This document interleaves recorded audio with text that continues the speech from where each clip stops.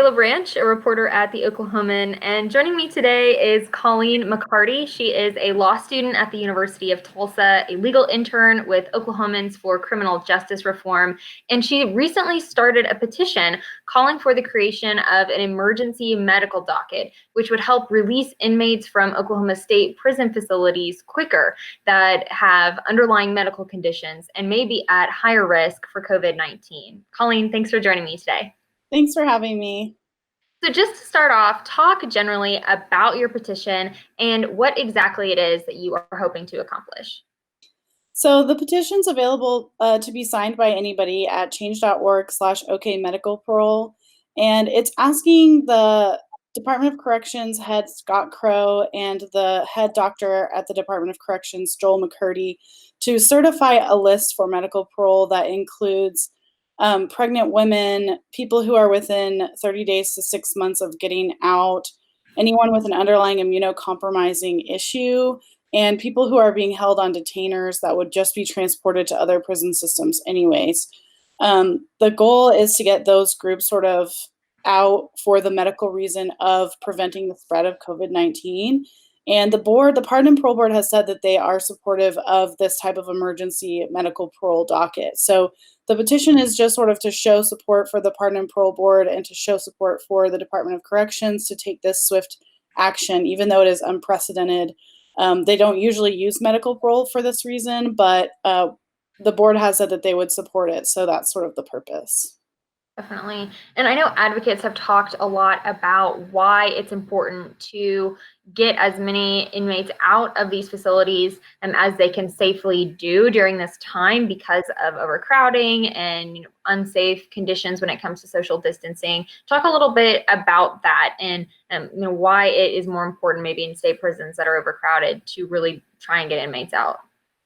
So we've seen two big examples across the country, one in Ohio and one in Arkansas, of how fast this virus can spread.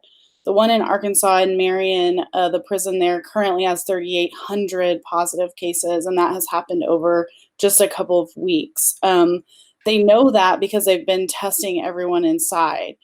The other example is in Arkansas. They had one positive inmate on a dorm type of yard, and the next day they tested everyone on that yard, and every person except for 2 people tested positive, and they had not started showing symptoms yet. So it spreads incredibly fast in carceral settings like this, and we know that Oklahoma is at 108% capacity average across the system. Mabel Bassett in McLeod, Oklahoma, the women's prison, is sitting at 110% capacity right now. And so in situations like this where the carceral settings are in such high capacity, we know it's very hard to keep the surfaces clean. The virus can live on surfaces for multiple days sometimes, and they might not be getting the cleaning supplies that they need, or they might not have enough. It's just extremely concerning how fast it spreads once it's inside. And the prison population has aged quite a bit since the last 10 years. There's a lot of people inside that are over 55, a lot of people that have these immunocompromising conditions, and it could end up being a very high death toll if we don't take action now. Right. And would this medical docket apply to those who have just nonviolent offenses, or what does that look like? The petition asks them to certify the list for those groups that have nonviolent charges and non-domestic charges.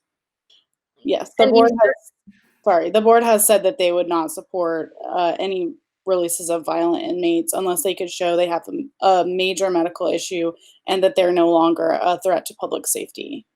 Okay. Yes. And like you mentioned, the director of the Pardon and Parole Board, Steve Bickley, has said that he would be supportive of a medical docket like this. So, I mean, what steps would need to be taken to get something like that set up to happen in the future? Does it start with the actual Department of Corrections? Yes, so the statute provides that the doctor who's in charge of the Department of Corrections, which is Dr. Joel McCurdy, has to certify a list of medical parole inmates and he has to certify their medical conditions in order for them to be considered for medical parole. However, in the statute, it only says a medical condition. So the medical condition can be, for my reading of it, in order to reduce the spread in COVID-19. In the past, it has been used for acute medical conditions that are, recorded by the Department of Corrections over time, like cancer, leukemia, these types of things that are more, dire, I guess, of a medical condition. However, like you said, Steve indicated that this was one of the most flexible ways that they could address COVID-19 inside the prisons. And since they're not doing any testing inside unless people are discharged, that creates a lot of concern about we don't have accurate numbers right now about how many inmates have the virus. We don't know how many positive, tests would come back if they actually did do testing inside.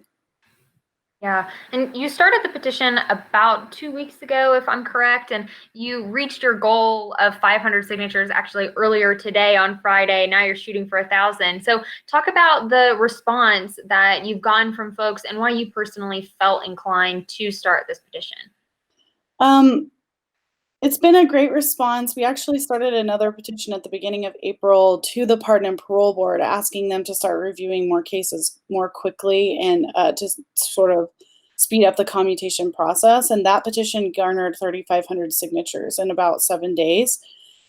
This one's been a little bit slower. I think people just don't quite understand how medical parole will translate to, lower population because it's been so infrequently used in Oklahoma. So that is one of the reasons I wanted to talk to you today, was just to let people know, this is something that's been talked about, that's been supported by both DOC and the Pardon and Parole Board, and it's the best chance that we have currently of getting the numbers down.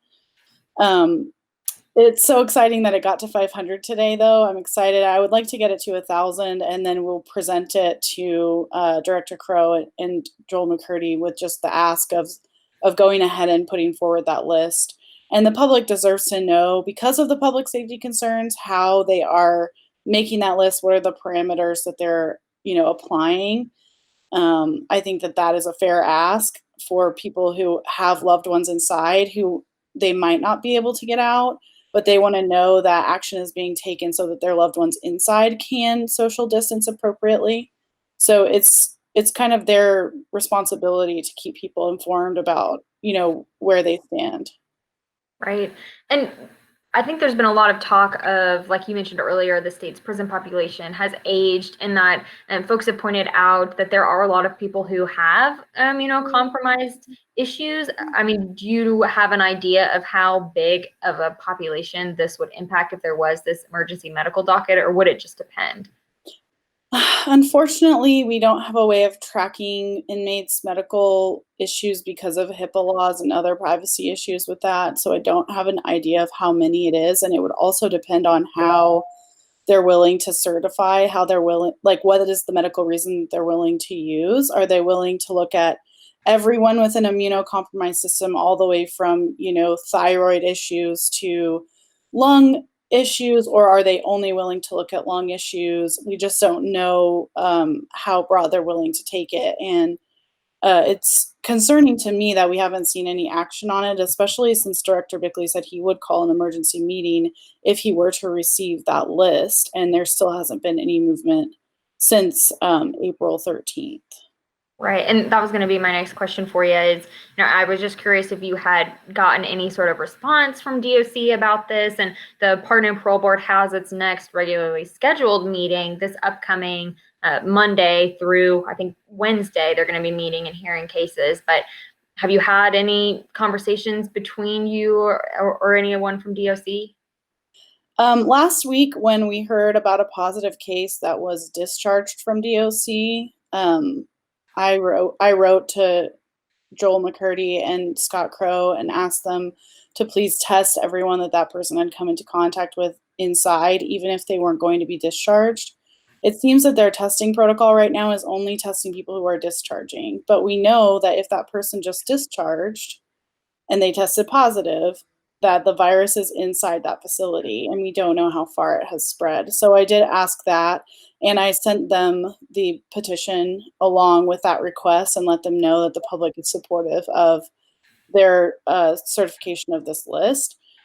I've heard a few people say that there was a list circulating, but I haven't seen it or heard confirmation of that. And anytime I write to the Department of Corrections, I get sort of like a stock response back from their communications person, their outreach person. She sort of just sends me everything that's already been posted on the newsroom website and everything that's already, and she tells me to sign up for the text alerts. They have a new text alerts system, and they also do have a COVID tracker on their website. The concern, like we've been talking about, though, is that if you're only testing people who are discharging and staff who are symptomatic, that's just not going to be an accurate testing number, and it allows them to keep their reported cases down and reduce the alarm of the public, but it's not accurate. And I know there's a concern about adequate testing supplies, and that is when we need to start calling on the governor and other bodies to get them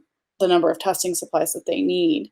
That's one of the concerns about opening up so early and everything else, is that we might not have enough testing supplies to deal with if there was an outbreak in the prison in one of these rural towns. What would they do? Would they transport them to one of the bigger hospitals? Would they transport them to that rural hospital that probably doesn't have the capacity to handle that type of outbreak? It just kind of hasn't been discussed. Right. Well, and I want to ask as well, there have been a lot of requests sent to Governor Stitt, to DOC over the last several weeks throughout the pandemic, asking for similar things like we're talking about now, and quickly going through the lists into the Pardon and Parole Board and making sure that folks in these facilities have the proper personal protective equipment, a variety of different things. Mm-hmm. And while the Department of Corrections has, it's ramped up testing in recent weeks, even though, like you said, it seems they're just doing a discharge at this time, and they have given out masks to all staff and inmates, that the larger requests, particularly the ones about continuing to release individuals throughout this time, haven't really been met. So I'm curious, going forward, like you've mentioned, there has been positive support voiced for a medical docket, but what do you think the likelihood is that something like this actually happens sometime in the near future? I was really hopeful after the meeting when Director Bickley said that he had been working with Director Crow on a list and that he was supportive. I have become a little less hopeful over the last week or so when we've seen almost no movement, and the way that they're tracking cases is disappointing. I think, unfortunately, we're probably going to have to see a big outbreak inside before anyone really becomes alarmed. They are sitting right now on their reports. It says they're sitting at 2 positive cases. If we know what we know about this virus, and we know how it's spread in Arkansas, and we know how it's spread in Ohio, 2 positive cases that just can't be correct. That just defies all logic. And so I think it's just a real concern, what type of information is coming out and what type of testing is being done. And until we know, what the real status is inside of these facilities, and there probably are some that have 0, cases. There are probably several that have 0 cases, but wherever it has gotten loose inside, there's not 0 cases. They might just be asymptomatic cases. And yeah, it is scary, especially for these people who have loved ones inside that they're not getting to hear from because everyone's been on lockdown, and, they're not allowed to go shower. They have to either choose between a shower or a phone call. They're not getting to go outside. We know that one of the things that helps the virus is getting outside and getting sunlight and getting proper nutrition. And we're just hearing reports about the food that's getting delivered to them is not, meeting all of their nutritional markers. That might be true all the time, though. I mean, this is just sort of illuminating a lot of issues with the incarceration system in the United States, not just during a pandemic. I think that that's important to think about too. But yeah. Definitely. Well, thank you so much again for taking the time to answer our questions and talking about your petition. No problem. Thanks. I hope people will sign, and I hope that the director of DOC will go ahead and send that list over.